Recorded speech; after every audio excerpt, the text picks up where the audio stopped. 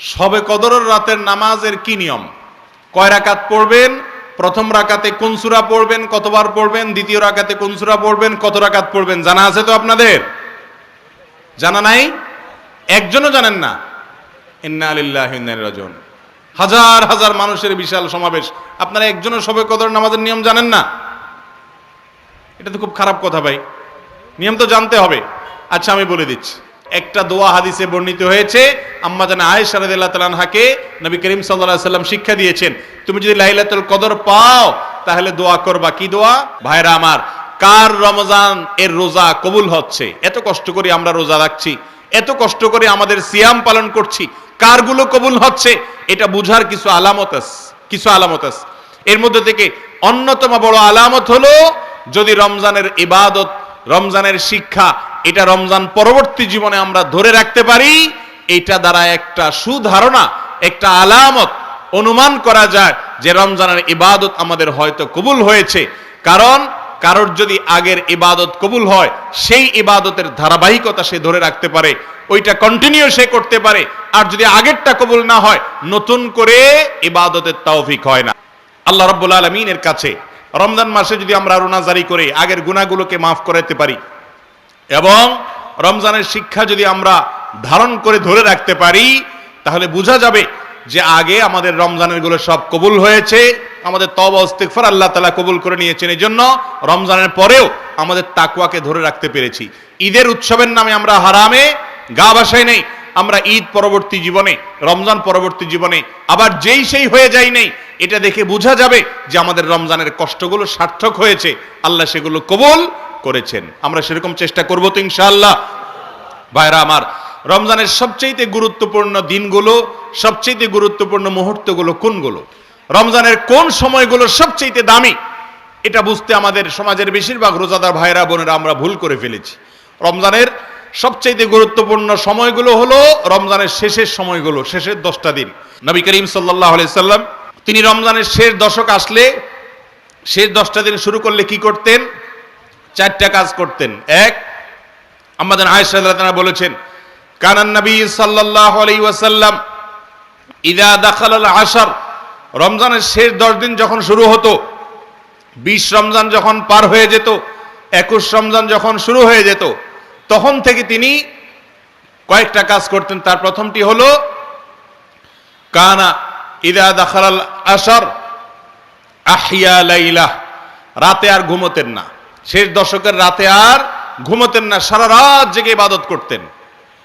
ওয়া আইকাযা আহলাহ, আর এই দশকে তার পরিবারের লোকদেরকে ঘুম থেকে ডেকে তুলতেন, কাউকে ঘুমোতে দিতেন না। কারণ এটা ঘুমানোর সময় নয়, ঘুম সারা বছর যাওয়া যাবে, এটা তো আল্লাহর পক্ষ থেকে পাওয়া অফারের সুযোগ, বিধায় এই সুযোগ হাতছাড়া করা যাবে না। পরিবারের লোকদেরকেও ইবাদতের জন্য ডেকে তুলতেন। আর 3 নম্বর কাজ হলো ওয়াসাদ্দা মিযজারাহ, তিনি তার কোমর বেঁধে নিতেন, কোমর বেঁধে ইবাদত বন্দেগী করতেন, অর্থাৎ তার জীবনে সবচেয়ে বেশি সাধনা করতেন। 4 নম্বর হলো কানা ইযা দাখালাল আশর কানা ইয়াজতাহিদু ফীহি মা লা ইয়াজতাহিদু ফী গায়রি, রমজানের শেষ দশকে যত ইবাদত বন্দেগী নবীজি করতেন, এত ইবাদত বন্দেগী অন্য কোনো সময় করতেন না। আমরা সেই ইবাদতকে শর্টকাট করে নিছি, আমরা শুধু 27 তারিখে ইবাদত করি, 27 রাতে, অন্য রাতের আর কোনো খোঁজ খবর আমাদের নাই। অথচ আমাদের নবীজি শুধু 27 রাতে ইবাদত করতেন, তিনি রমজানের শেষ দশকের সবগুলো রাত ইবাদত বন্দেগী করতেন। আর রমজান চলে গেলে আমরা অনেকে ইবাদত বন্দেগী ছেড়ে দেই। মসজিদে রমজানে এত মুসল্লি, রমজানের পরে আর মুসল্লি খুঁজে পাওয়া যায় না, হারায় যায় সব। ভাইরা আমার, যারা রমজান মাসের ইবাদত করে, মাসকে পুজো করে, তারা শুধু এই মাসের ইবাদত করে। যারা আল্লাহর ইবাদত করে তারা রমজানেও ইবাদত করবে, রমজানের পরে ইবাদত করবে। কারণ যে আল্লাহ রমজানে ইবাদত করতে বলেছেন, তিনি রমজানের পরে 5 ওয়াক্ত নামাজ পড়তে বলছেন না, বলেন নাই? অতএব বছর জুড়ে রমজানের শিক্ষাকে আমরা ধরে রাখার চেষ্টা করব তো ইনশাআল্লাহ। আল্লাহ আপনি আমাদের সিয়াম, আমাদের কিয়াম, আমাদের তারাবি, আমাদের রোজা, আমাদের এই ক্ষুধা এবং তৃষ্ণার কষ্ট করা, এত কষ্ট করে আমরা রাখছি এগুলো, আল্লাহ আপনি আমাদের এগুলো সবগুলোকে কবুল আর মঞ্জুর করে নিন। ভাইরা আমার, রমজান উপলক্ষে একটা সুযোগ থেকে আমরা বেশিরভাগ মানুষ বঞ্চিত, সেটা হলো রমজান মাস ক্ষমার মাস। ভাই, রমজান মাস আল্লাহর কাছ থেকে জাহান্নাম থেকে মুক্তির পরোয়ানা আদায় করে নেওয়ার মাস। আর এই কাজটা পাওয়ার জন্য আমাদেরকে একটি কাজ করতেই হবে, সেটা হলো এই মাসে আল্লাহর কাছে বেশি বেশি দোয়া করতে হবে। বেশিরভাগ মানুষ আমরা হতভাগা, কপাল পড়া, যে গোটা মাস চলে যায়, আজকে রমজানের কয়েকটা দিন চলে গেল, আমরা বেশিরভাগ মানুষ এই মাসে আল্লাহর কাছে চোখের পানি ফেলে একটু দোয়া করার সুযোগ পাই না। ভাইরা আমার, একান্তে নির্জনে একটু আল্লাহর সাথে কথা বলবেন, একটু দোয়া করবেন। আপনি এটা মনে করবেন না যে আমার দোয়া কি আর কবুল হবে, আমি কি আর কোনো হুজুর মানুষ। ভাইরা আমার, আপনি আল্লাহর বান্দা, আল্লাহ তাআলা তার বান্দার ইবাদত কবুল করবেন, বান্দার দোয়া কবুল করবেন। আল্লাহ বলেছেন উদউনি, হে আমার বান্দারা তোমরা আমার কাছে দোয়া করো, যেই দোয়া করবেন আস্তাজিব লাকুম, আল্লাহ ওয়াদা করেছেন আমি তোমাদের দোয়া কবুল করব। অতএব রমজান মাস চলে যাবে আর আপনি দোয়া করবেন না, এটা কোনোদিনই হতে পারে না।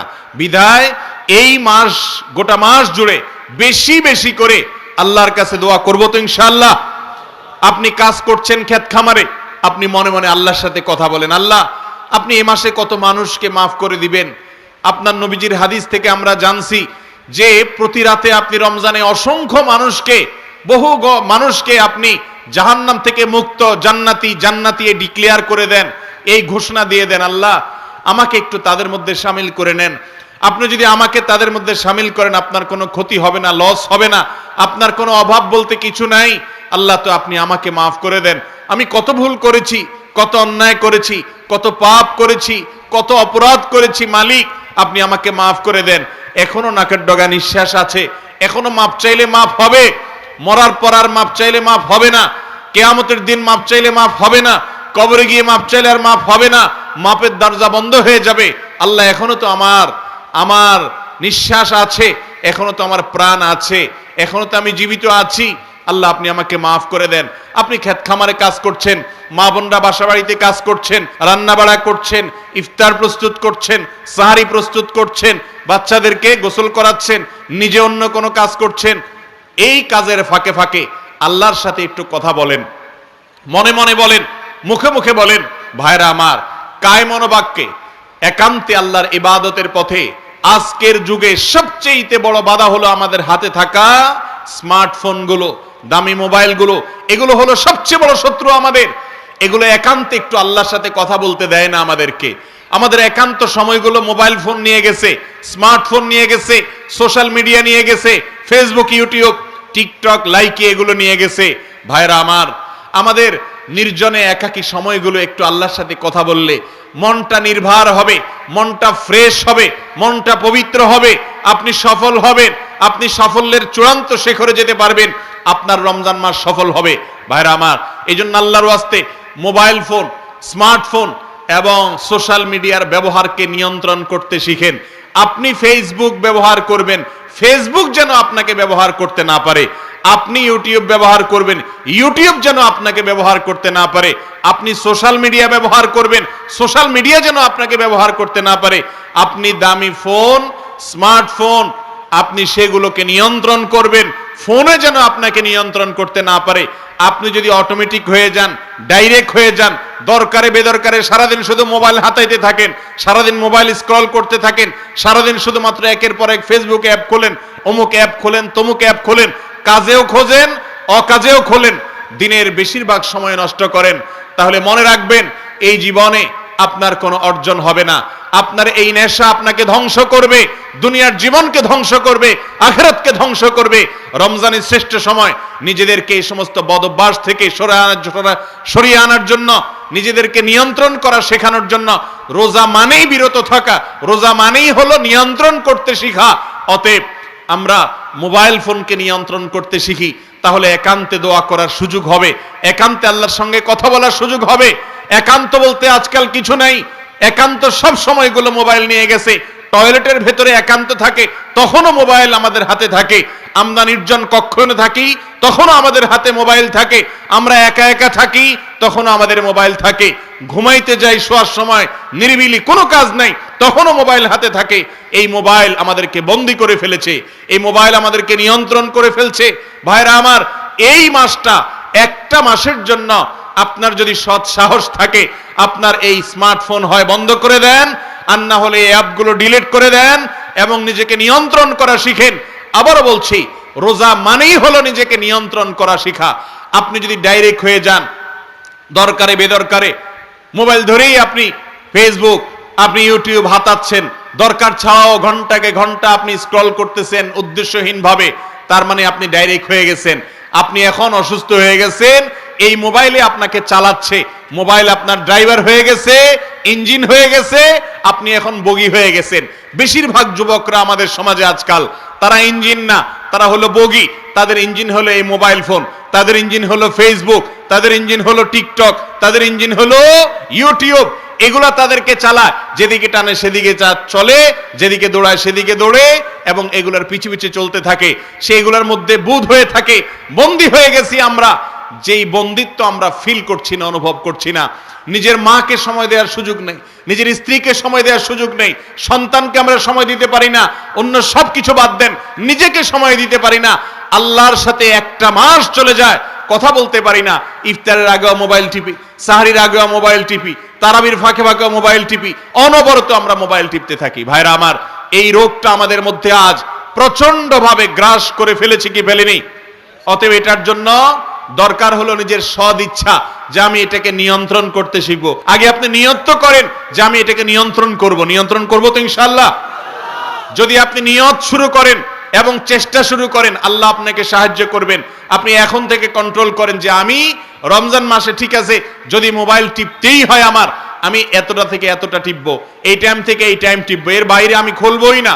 আমি নেটের কানেকশনই আমি আমার মোবাইলে রাখবো না, অথবা এই মোবাইলের অ্যাপগুলো আমি টাচই করব না। নিজের সঙ্গে নিজে সংগ্রাম করতে হবে, অভ্যাস গড়ে তুলতে হবে। তাহলে দেখবেন আপনার জীবনে অনেক বরকত হয়ে গেছে, অনেক বরকত হয়ে গেছে। ভাইরা আমার, আমাদের এই গোটা জীবনকে যদি আমরা হিসেব করি, দেখবেন গোটা জীবনে গড়ে, কথার কথা, আপনি যদি 60 বছরের হায়াত পান, প্রতিদিন যদি গড়ে আপনি 8 ঘন্টা করে ঘুমান, তাহলে 3 8 24, তার মানে আপনার পুরো দিনের 3 ভাগের 1 ভাগ আপনি প্রতিদিন ঘুমাইলেন। তাহলে 60 বছরের জীবন থেকে 8 ঘন্টা 8 ঘন্টা করে যদি প্রতিদিন চলে যায় ঘুমে, তাহলে কত বছর যায়? 20 বছর চলে যায়, 3 ভাগের 1 ভাগ। 60 বছরের জীবন থেকে 20 বছর চলে গেল শুধু ঘুমে। এবার আসেন, 8 ঘন্টা যদি আপনি গড়ে প্রতিদিন ডিউটি করেন, প্রতিদিন গড়ে আপনি চাকরি করেন আর দোকানদারি করেন, 8 ঘন্টা করে যদি গড়ে করেন, যাইতে আসতে যে পথে যায়, সে সময় যায়, সেটা বাদই দিলাম, শুধু 8 ঘন্টা করে যদি প্রতিদিন আপনি ডিউটি করেন, তাহলে আপনি হয়তো কখনো কম কখনো বেশি করেছেন, ছোটবেলায় করেন নাই, বড় হওয়ার পর ওভারটাইম করেছেন, গড়ে 8 ঘন্টা যদি আমরা ধরি, তাহলে সেক্ষেত্রে 40 বছরের জীবন থেকে আরো 8 8 করে যদি প্রতিদিন বাদ যায়, তাহলে আর কত বছর গেল? আরো 20 বছর গেল। থাকলো কয় বছর? 20 বছর। মনে রাখেন, আপনি 60 বছর হায়াত পেয়েছেন, 60 বছর না, আপনি মূলত 20 বছরের হায়াত পান নাই, সেটাও চলে যাবে। কারণ এই ঘুম এবং আমাদের কাজের বাইরেও আরো কাজে আমরা সময় নষ্ট করি কি করি না, সময় ব্যয় করি কি করি না। আপনি খাওয়া দাওয়ার পিছনে প্রতিদিন কত সময় আপনার ব্যয় হয়, টয়লেটে কত সময় আপনার ব্যয় হয়, যাওয়া আসা রাস্তাঘাটে কত সময় ব্যয় হয়, আড্ডাবাজি, সময় দেয়া, গল্প, এগুলাতে কত সময় ব্যয় হয়, হাই হেলাতে কত সময় ব্যয় হয়। এই সবগুলোকে আপনি একত্র করেন, গড়ে প্রতিদিন কমের পক্ষে 4 ঘন্টা দেখবেন এগুলোতে যায়।